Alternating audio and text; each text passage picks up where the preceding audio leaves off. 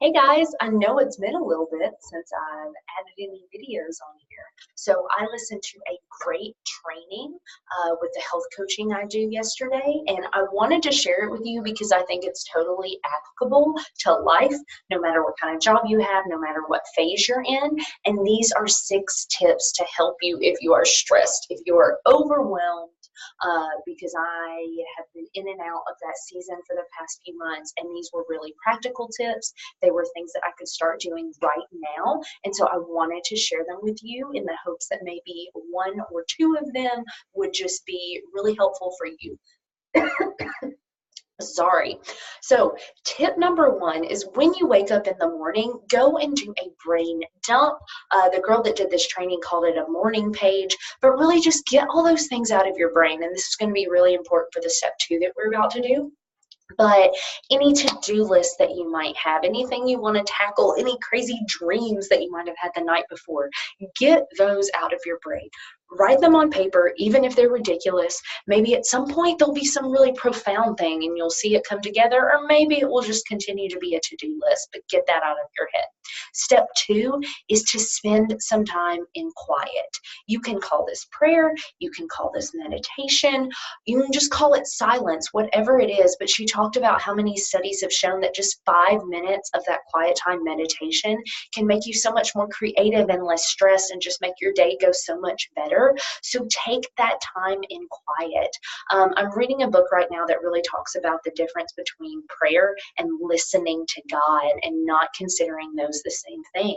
So maybe you do sit and you pray and you share some things with God, but then make sure you're taking time to just sit silently and see if maybe he's going to share anything back with you. Step 3 in this process is to, I can never remember step 3. Oh, to breathe, people. We go through our day. We're so busy. We take all these shallow breaths. Just stop. Do it with me now. Just take a deep breath. She even talked about, set an alarm on your phone every hour to stop and take 3 deep breaths. This is something that I do at school. I get to my planning period. It's been crazy. And I just stop and I take a deep breath and I'm like, you know what? The rest of the day is going to be okay. Step 4, now we're kind of switching over into, okay, how does this apply to my work? How can I make the work side less stressful? Step 4 is to make sure that you actually have a tidy space to work in, that it's organized, that there's not a lot of physical clutter that's going to add to your mental clutter. And also making sure you just have something enjoyable in your workspace, no matter if you have an office, if you have a desk, or if you're just working at your kitchen table. And this could go with a full-time job, or if you have a side hustle, have a candle or a picture or something there that brings you joy, just to make it a space that you actually want to show up to. Step 5 to de-stressing and making things less overwhelming is to work from a list. We all have a ton of ideas going on in our brain, and we're never going to accomplish all of them, most likely, in a workday, and that's okay. But if we have a list, if we have things that we want to get accomplished that we can go back to every day, we're just going to waste less time, be more productive, and feel like we actually got something done. And step 6, which was the one that I really needed to hear, was to take a day off every once in a while, maybe even every week, okay? And for me, this can go into if you have a full-time job or a side hustle. I know with me as a teacher, yes, I get 2 days off. I get the weekend off. But it's really easy in that job to still be thinking about it, to bring papers home to grade, or to go in on Sunday to prep for your week.